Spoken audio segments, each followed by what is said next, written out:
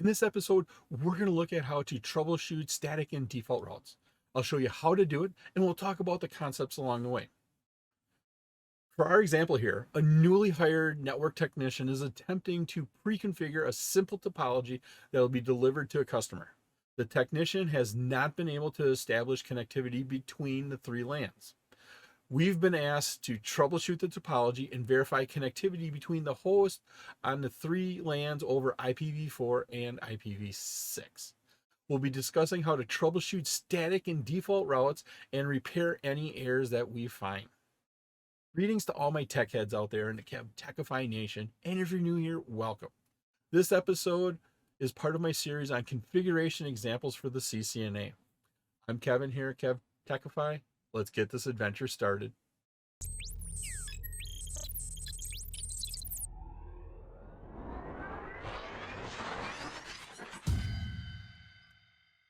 Troubleshoot static and default routes. We got the Packet Tracer Lab here open. On the left side, I have our working area that has our configurations. That's where we'll be doing our troubleshooting and making everything work. On the right side, I have the instructions. On the very bottom right, I have the actual Packet Tracer activity window that opens when you open up the Packet Tracer file. It has the instructions and objectives in there. In the upper right, the majority of the right side, I have the Word document of those same descriptions. Now, reason I have the same instructions in a Word document is we have a table we have to fill in with the problems we found and how we fix them. And so that'll allow me to save it in the Word document.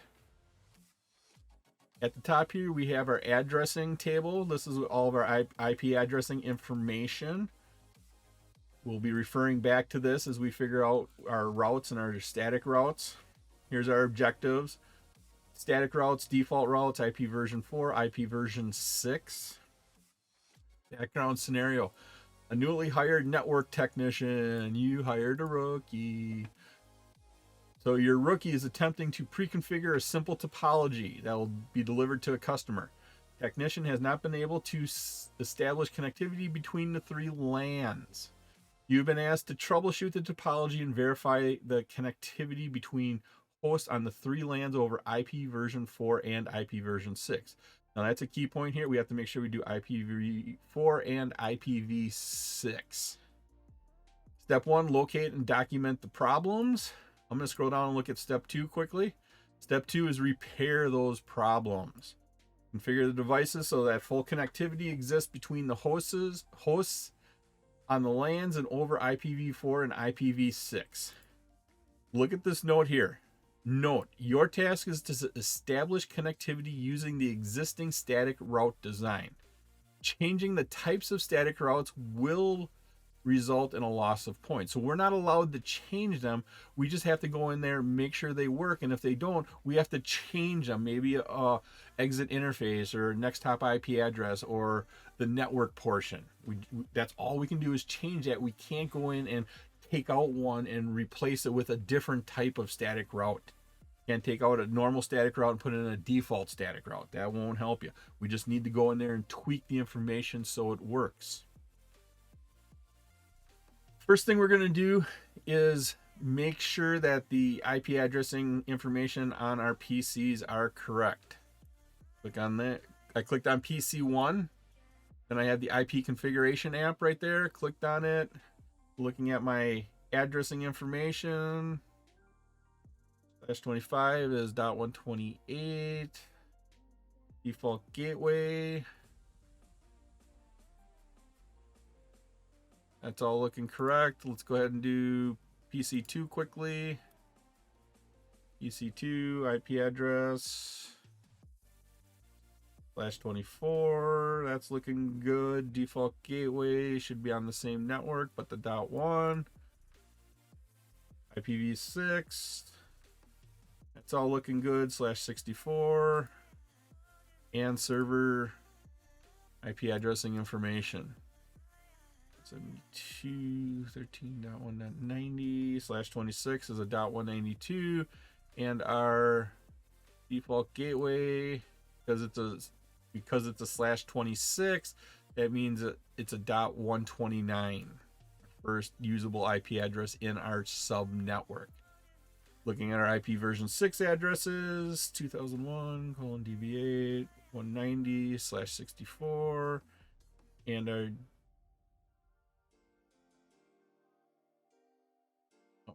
default gateway is our local local address on our router. Those all look good. Let's go ahead and troubleshoot this, see if it all works.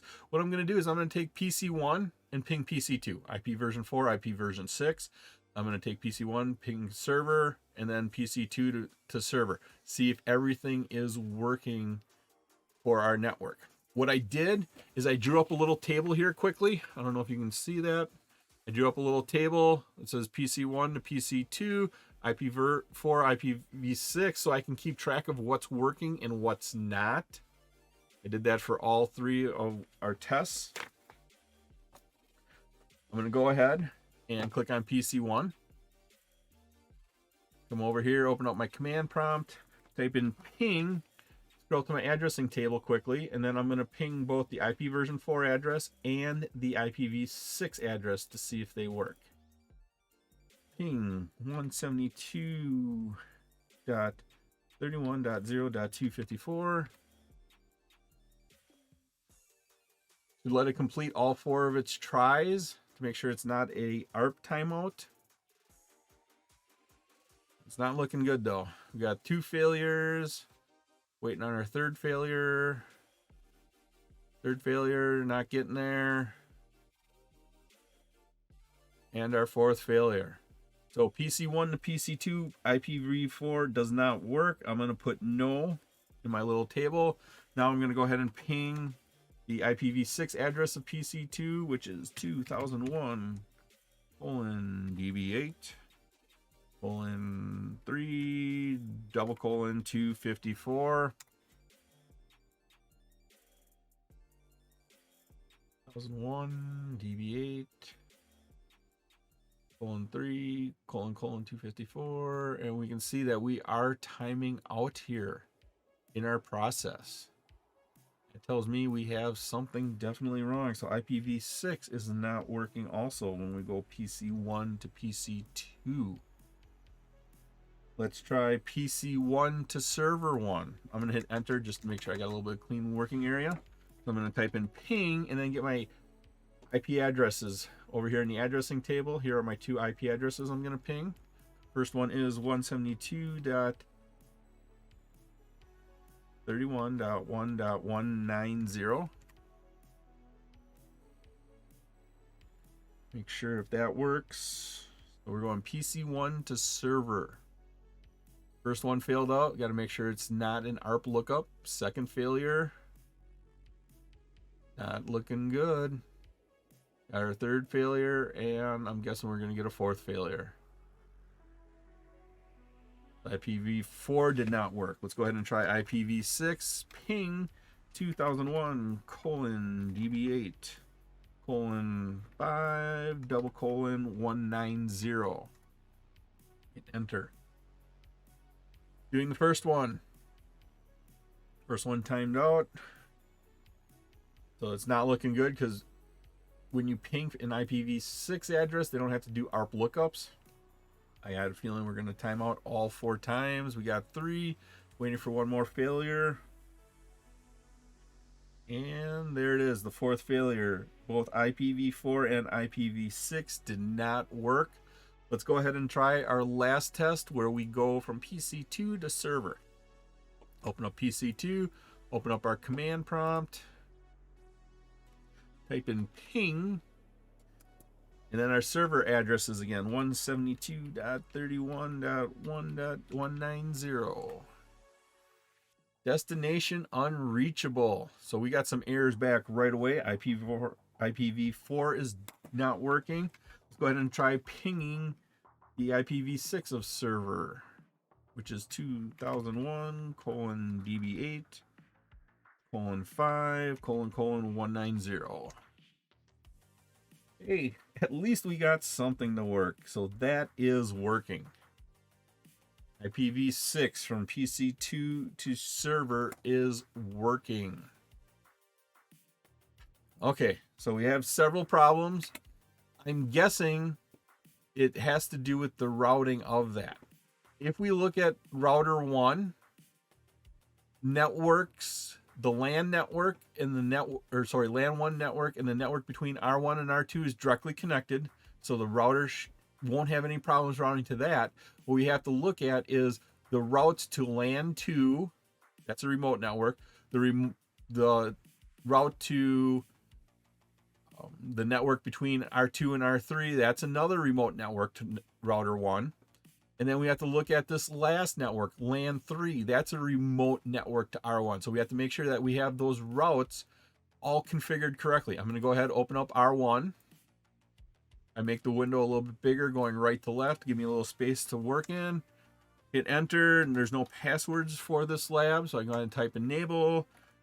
And at this point, what I'm going to do is I'm going to just do a show IP route and see what routes are in my table. Looking here, we do have some information. I did show IP route, so I got all the IPv4 information. Here's our parent, our class full address of a 172.31 network. Below it, we have our directly connected networks. We have, those are directly connected. Those are the IP addresses. So this is a directly connected. This is the local address of that interface on that network. Same thing down here. This is the directly connected network. And then this is the local address on that network of the interface on serial 0. What we're looking for is this static route. So it's quad zeros, 0 in the network portion, 0 in the subnet portion. It's a static route. You can tell that by the S. The asterisk means it's a candidate for the default route. And then it's via 172.31.195. And so that should be the next hop IP address. We are on R1 right here. R1, the next hop IP address, as we go to the rest of the network from PC1 here, needs to be on this network right here. It needs to be on the network that's directly connected to R1, but it can't be the interface on R1. It needs to be the IP address on the far end of that connection. If I click in the window, mouse over to triangle, they're going to say this is serial 000. R2 serial 00, that IP address should be my next hop IP address. Let's go into my addressing table. R2 serial 000, next hop IP address 172.31.1.193. Here we have 195. We have an incorrect default route. We need to change it to this address. This is what it's set as, 172.31.1.193. What our routes thinks is the next hop is 195. So we need to change this 195 to a 193. Now, to do that, I'm going to do a show run here quickly. And I'm going to hit the space bar until we get down to the routing statements. Right here's our routing statements. IP route, quad 0. And then here's our incorrect address, our incorrect next hop address. Instead of 195, this needs to be 193. Go ahead, type in config T. Brings us into global configuration mode. Now, what we have to do to fix this is actually remove this and then re-enter it correctly. So our wrong address, I'm going to scroll this make this window a hair bit bigger so I can see what the incorrect value is so I can remove it, and then we'll put in the correct one. Now to remove it, you put in the word no and then the command you want to leave or get rid of. So I typed in no, and then looking up there, it's IP route quad 0 space quad 0 again. And then this is the wrong IP address. We should put that in because we want to remove that, and then we'll go and enter it in correctly. 172.31.1.195. That's the incorrect next hop IP address. That removes it. Now let's go ahead and enter in the correct default route with the correct next hop IP address. IP route quad zeros for the network address, and then quad zeros again for the subnet mask. Now we want to put in the correct IP address. Once again, we're looking at R2 serial 00 IPv4 address, which is the 172.31.193. 172.31.1.193.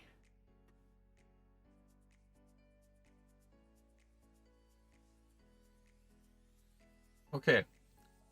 I did notice something here. When I typed in that command originally, IP route quad 0 172.31.1.193, I inverted the 1 and the 3. Now it didn't give me an error, but when I went back to just verify I typed in the wrong information, I saw that I inverted it. Because to the operating system, that is a valid IP address, so that was a valid answer. But it would have been invalid and it wouldn't have been able to route traffic correctly. I'm glad I went back and I looked at it. I caught it. I then went back, entered it in. One last thing I have to do is, because I did enter this in and it is a valid route, it is a valid IP address, I actually have to remove that. And once again, what you have to do is type in no and then this statement again, or if you get a little creative, I hit up arrow once, up arrow twice, make sure it says the 13 right here. I'm going to go ahead and left arrow over all the way to the beginning, type the word no in there, put a space, and then that will remove that incorrect route. Now we have our routing set correctly from what we were trying to fix. I'm going to go ahead and minimize that. Let's open up PC1. I'm going to try pinging PC2 again. See if that fixes our problem. So ping, and then the IP address for PC2, 172.13.0.254.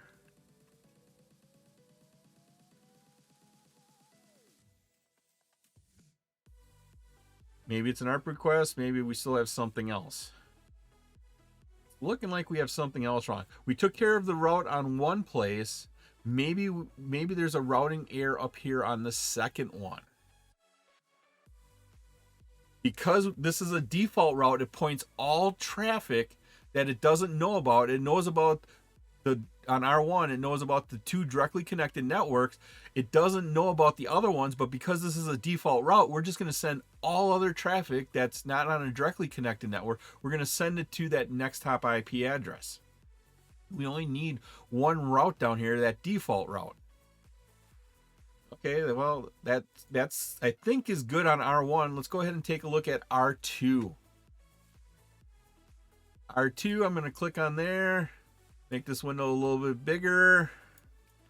Hit enter, type enable, type config T. Actually, no, I want to be just in global configuration mode, so I'll type exit.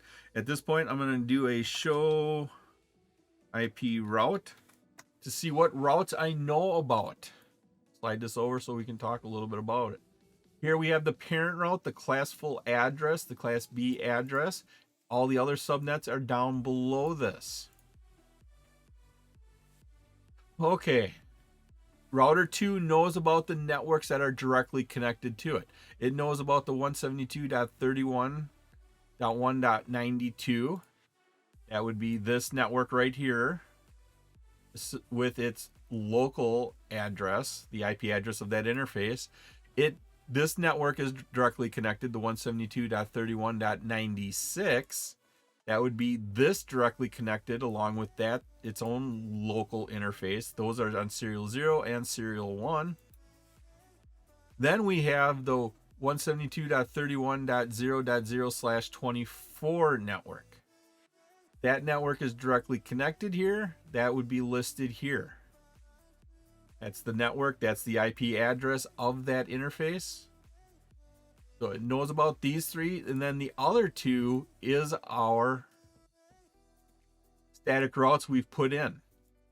And that would be pointing to LAN 1 and LAN 3. So LAN 1, 172.31.1.0/25, there should be a route that points in that direction. If we look at our routing table, 172.31.0/25, that's our network for LAN 1. We can get there through 172.31.1.198. Okay. Is that the next hop IP address down here on R1? So from R2, we're looking at the next hop IP address that's on this network, but not an IP address that's on R2. It needs to be this address. If I click here, mouse over it, it's going to tell me that this is serial 000. If I go to serial 00 on R1, serial 000 on R1 is 172.31.194. Let's look at our next hop IP address. Once again, this is our next hop IP address for that first network. We got a 198. Here's our next hop IP address, but that's pointing to the other network. Oh, it almost looks like we've switched our next hop IP addresses. And what we have to do, well, let's verify that this other one is incorrect. So local area 3 right here, 172.31.1.128. That's this network right here.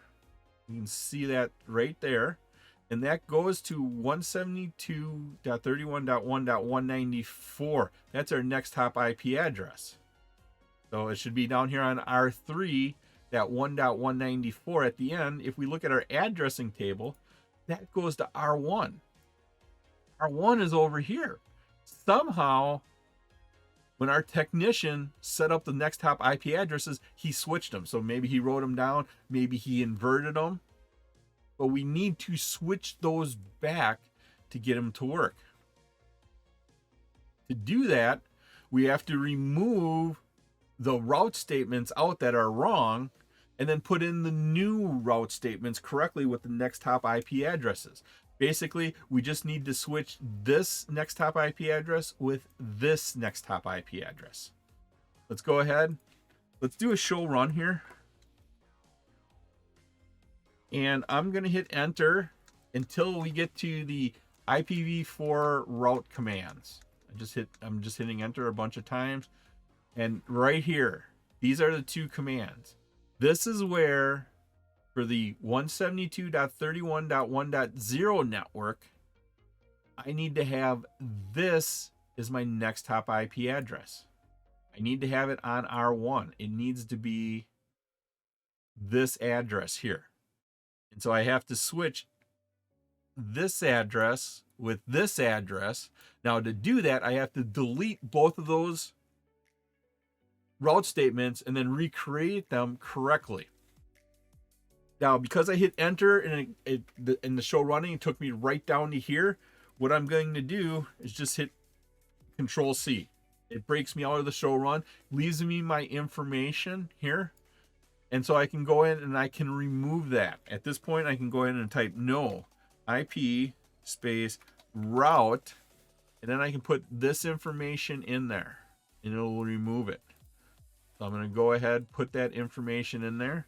172.31.1.0 space 255.255.255.128 space 172.31.1.198. That'll remove it.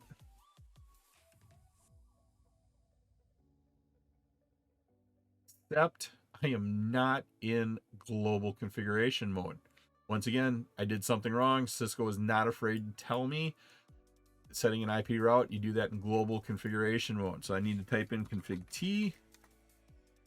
If I try to up arrow, it's not going to do it because it only remembers the commands that you used in that mode. I have to go ahead and type that whole command over again. I have to type this whole line over one more time.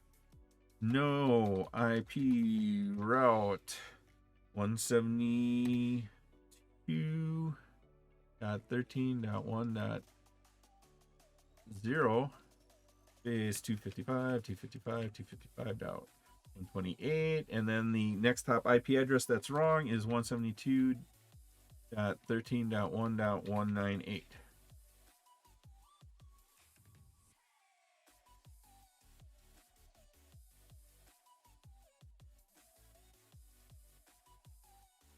Oh, I've inverted my 1 and 3 again. Notice it gave me an error saying I did something wrong. I inverted the 3 and the 1 in my network address and also in my next top IP address. So what I'm going to do is up arrow over, change the 13 to 31, and then change the 13 to 31 a second time. No news is good news. I successfully removed that. I took care of the first wrong one. Now I have to do the second wrong one. Go ahead, type in no, and then that exact IP route command again. So IP space route space 172.31.1.128 space 255.255.255.192 space 172.31.1.194. That was that correct next top IP address. Go ahead and enter, and it removed it. Now what I'm going to do is I'm going to type in this command right here, IP route 172.31.1.0 255.255.255.128, and because we established all we have to do is invert these, then I'm going to put this command on there, the second IP address. So now it'll have the right network with the right next top IP address. Go ahead and we'll type the command IP space route space 172.31.1. Nope, come on, I typed in my 13 wrong again. Starting over with the network address 172.31.1.0 space 255.255.255.128 space, and so that's the first one, but now I need to put the correct next top IP address, which was on the second route. We can go ahead and we can put that in there. 172.31.1.194. Make sure I typed in everything right. Looks good. There it is. So I fixed the first one that goes to LAN 1. Now we need to do the one that goes to LAN 2. IP route, and then this information right here, 172.31.1.128 space 255.255.255.192 space, and then this is where we put that other next top IP address in there. We take it from the first line in our show run. For me, 172.31.1.198. Make sure my information's all correct. Looks good. Go ahead and press enter, and that gives us our routes. Now they should be set up correctly. Also, on R2, we weren't able to ping across there using IPv6. Let's go ahead and take a look at the IPv6 routing table. I'm going to go ahead and type exit once. Show IPv6 route. Now it's going to give us some information. Once again, we have S's for static routes and C for directly connected networks, L for those local addresses. Those are the addresses of the directly connected network. I'm going to hit spacebar one more time to show us everything. We have a C and an L for one network. We have a C and an L for a second network. And we have C and an L for a third network. We have 3 network connections in there. That makes sense. We do have the link local address down at the end, but we do have two static routes. One is here and one is here. This is saying to get to network 2001 DB6:1:/64. This is our next top IP address. But looking up here, all of our IP addresses for IPv6 is DB6 or DB8. Here we have DB6. There was a typo in this networking statement. Let's go to confirm that. Looking here, 2001. And what we're looking for is the two remote networks, either LAN 1 or LAN 3. Actually, we can use our topology. 2001 DB8. Sorry, this one is DB6. We don't have a DB6 anywhere. Then we have a 1 here. So that we're looking at LAN 1. And what we have to do is change this statement from DB6 to DB8. Okay, well, let's go ahead and do that quickly. I'm going to do a show run. Hit enter once, hit spacebar once, spacebar twice. I'm going to start hitting enter until I go down to the IPv6 routing statements. And right here are my IPv6 routing statements, and I'm going to hit Control C. That way I have my information up here. We have the one statement that has DB8 correctly, but then we have a second statement that has DB6 here. That is incorrect. All we have to do is change this DB6 to DB8, and I think the rest of it is correct. With that being said, to change that, once again, we have to remove it, delete it, and then re-enter it in correctly. First thing we have to do is get into global configuration mode. And now we can go put in no and put this command in here and it will remove it. No IPv6 route 2001 colon DB6 :1 :/64, and then the next top IPv6 address is 2001 DB8 :2 :194. That'll remove it. If you type that in wrong anywhere, it will let you know and you have to go back and fix it, but I did type it in correctly. So it removed it successfully, and now we can go in and enter in this command, but change it so it's correct. So changing this 6 to an 8. So it says DB8. IPv6 route 2001 :DB8. That was the important thing to change. :1 :/64. So that specifies the IPv6 network and prefix or subnet mask. And then what is our next top IP address? 2001 :DB8 :2 :194. That's looking pretty good. Doesn't look like I have any typos. I hit enter. That puts that command into play. And then the last one. I'm going to go ahead and minus this one. I guess I shouldn't say the last one. Let's go ahead and just take a look at R3 right away. Open up R3, make this a little bit bigger. For R3, looking back at my table, to go to server 1, PC 1 to server, I had IPv4 did not work, IPv6 did not work.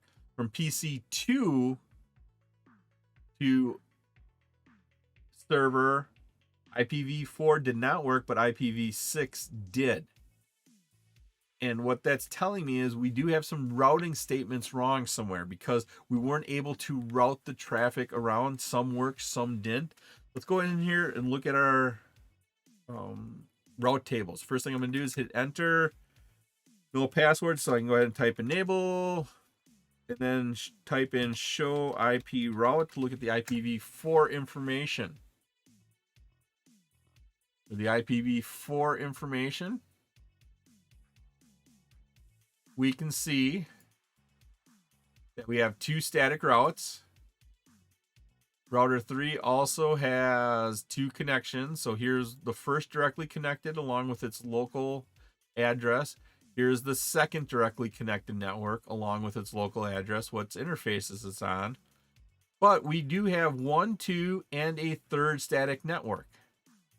Once again, static networks, all remote networks will have to have a route to them, and that's why we have 3 static statements. From R3, LAN 3 and the directly connected WAN network, those are directly connected. But LAN 2 is a remote network because we have to go through R2. The network between R1 and R2, that is a remote network because you have to go through R2. And then LAN 1 is a remote network. You have to go through R2 and then through R1 to finally get there. And for R3, gives us 2 directly connected and 3 remote networks. Because we have 3 remote networks, we have 3 static routes. Okay, let's look at our static routes. First one, 172.31.0. 172.31.0 right here. See that? We got 172.31.0.0/24. 172.31.0.0/24. To get to that one, we have to go out serial 00. Let's click in here and make sure that's right. So I clicked in the window, moused over to a triangle. This is serial 001. That's what our routing table says. Next static route is the 172.31.1.0, which is over here, 172.31.1. Okay, where are we? 172.31.1.0/25. 172.31.1.0/28. Oh, here's an error. We have the wrong subnet mask, so it's comparing the wrong amount of bits. And we can get confused there because we are comparing wrong amount of bits. We need to go in there. We need to fix this one. Hopefully that'll take care of a problem. We have the wrong mask. And the last one, 172.31.1.192, right here with a /30. And once again, we go out serial 0. Go in there and fix this one, and then we'll come back and look at the IPv6 routes. To fix that one, I'm going to go in and type in config T. Actually, no, not at this point. I'm going to go ahead and do a show run again. Hit enter or hit space 3 times. Hit enter a couple more times and a bunch more times until I get down to the route statements. You can see that the route statements are right here. Once I have them displayed, I'm going to hit Control C so that way the information's here.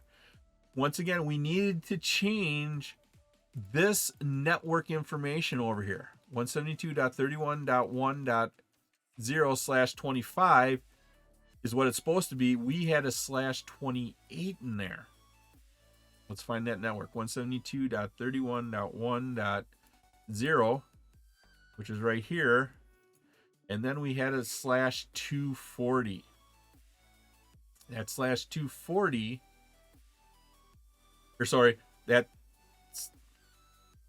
/240 is not our /25. So we need to take this statement out with the wrong subnet mask, and then put the right subnet mask in there, the /25, which is a .128. Now, to do that, we have to be in global configuration mode.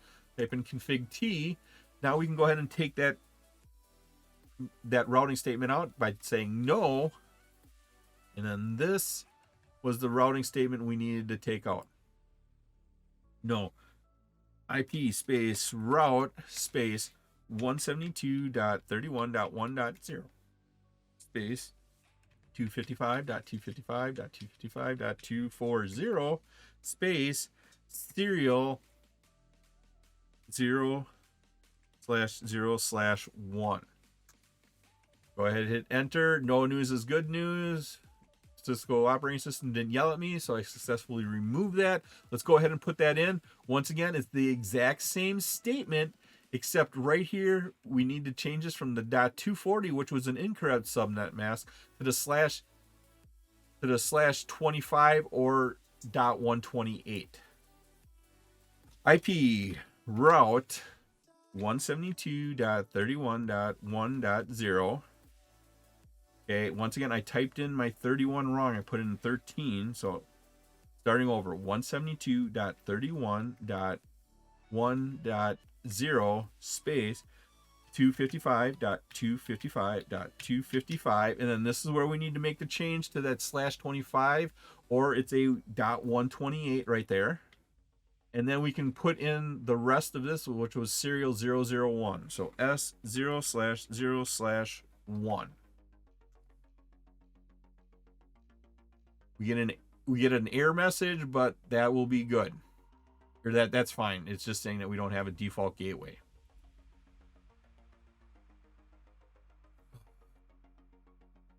That takes care of the IPv4. That's what we were looking at. We did the show IP route. Let's go ahead and look at our IPv6 routes. I'm going to type in exit once. I hit enter a couple of times. Now let's go ahead and type in show IPv6 space route. And it's going to give us all of our routes. As we look at this information, once again, we are on R3. R3 has 2 directly connected networks and 3 remote networks. Each one of these remote networks needs a static route that points to them. Here's our first directly connected network with its local address. Here's the second directly connected network with its local address. We are also having our link local address, which is another local address. We have 1 static, we have 2 statics, but we don't have a third one. We only have 2 static routes, but we have 3 networks. So we have to go in and figure out which one are we missing for those remote networks. First one listed here is 2001 DB8:2. 2001 DB8:2 is this network over here, the network that goes between R2 and R3. Okay, so that one's in there. The next network, 2001 DB8:3, is LAN 2, but we don't have one for LAN 1. 2001 DB8:1. We do not have one for that one. What we have to do is go in and create that. Your technician just completely missed one. Let's go in and create that route from R3 to the LAN 1 IPv6 network. So we are in privilege exec mode. Type in config T to get us into global configuration mode. Once again, we are on R3. We're creating an IPv6 route. Our commands then are IPv6 space route. Then we have to put in the IPv6 network. Over here, that's 2001 DB8:1::, and then we have to put the prefix in there /64. Right here is our information we need to put in. That's our remote network we're sending information to. 2001 DB8:1 and then /64 for our prefix. Now, how are we going to get there? What we're going to do is we're going to send it out an interface. To go from R3 over to LAN 1, we have to go out this interface. If I click in this window, mouse over this triangle, it will tell me that I need to go out serial 001. I can just go ahead and put that in there. And so make sure you put a space after your prefix and then S0/0/1. Make sure I don't have any typos in there. That added in that route to get traffic all the way over there. We've looked at all 3 of our routers. We now think we have the correct route statements in there. Let's go ahead and see if we can ping our devices. I'm going to open up PC1. PC1, I'm going to go ahead and ping to PC2. So ping, and then for my addressing table, I'm going to ping the IPv4 address right here of 172.31.0.254. PC1 to PC2 IPv4 works. And once again, I'm going to take my chart I built a little bit earlier so that I can keep track of it. And I'm going to now say, I'm going to cross off my old results. And I'm now going to say, yes, that works. Now I'm going to try the IPv6 address. Ping, and then the IPv6 address of PC2 right here. 2001:DB8 colon, oh, I'm typing in the wrong field. Control Z is our friend. Okay, I'm going to click in the command prompt window and start over. Ping 2001:DB8 3 254. That worked. PC1 pinging PC2 IPv6. I'm going to mark it down on my sheet as a yes. Now, PC1 to server. We're going to do IPv4 first. So ping, here's my IP address, 172.168.190. Ping 172.31.1.190.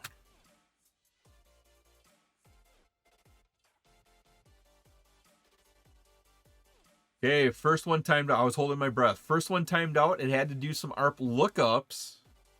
But then once it did the ARP process to figure out the MAC addresses along the path, it all worked. Just to verify that, I'm going to repeat that command one more time. Hit the up arrow and hit enter. All four should work. And I'm going to note that on my sheet. PC1 to server, IPv4 works. Now I'm going to go ahead and try to ping the IPv6 address, 2001:DB8:5:190. 2001:DB8:5:190. That successfully works. No ARP lookup. IPv6 does not use ARP to do its pings. PC1 to server, IPv4 and IPv6 works. Last thing we have to test is PC2 to server. I'm going to go ahead and open up PC2. Hit enter, give me some clear working area. First, we'll try the IPv4 address, 172.31.1.90. Ping 172.31.1.190.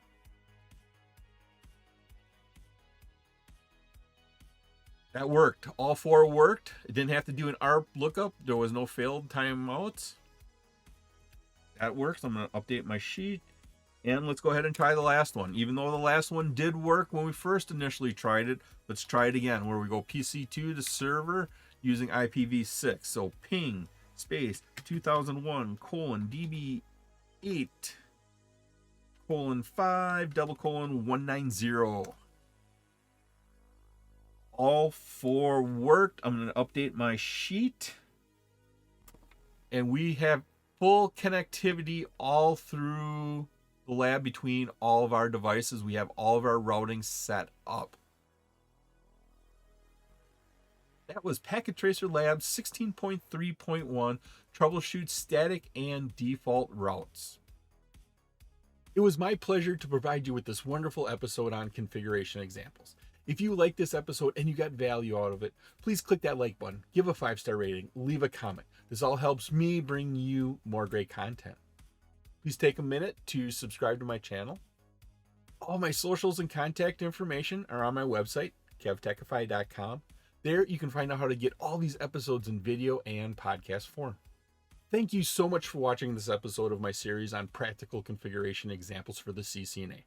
I've created 4 wonderful playlists for you on the CCNA. These episodes, I go through all the concepts that Cisco calls out for the CCNA. Once again, I'm Kevin. This is KevTechify. I'll see you next time for another great adventure.